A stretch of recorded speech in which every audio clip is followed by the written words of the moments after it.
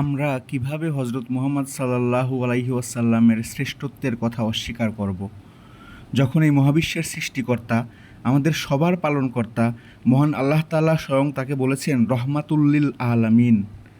আরবি ভাষায় রহমা শব্দের অর্থ দয়া, বন্ধু তুমি মায়া, বলেছ করুণা বা রাসূল। আশীর্বাদ। রহমাতুল্লিল আলামিন মানে সৃষ্ট জগতের জন্য আশীর্বাদ।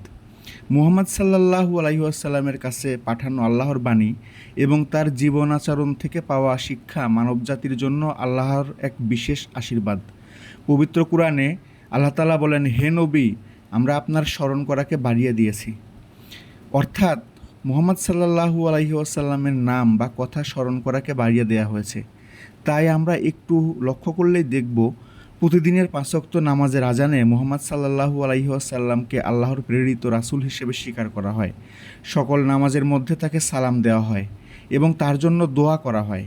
সূরা আল আহজাবে আল্লাহ তাআলা আদেশ করেন, হে ঈমানদারগণ, তোমরা নবীর মঙ্গল কামনা করো এবং তাকে শ্রদ্ধা ভরে সালাম জানাও।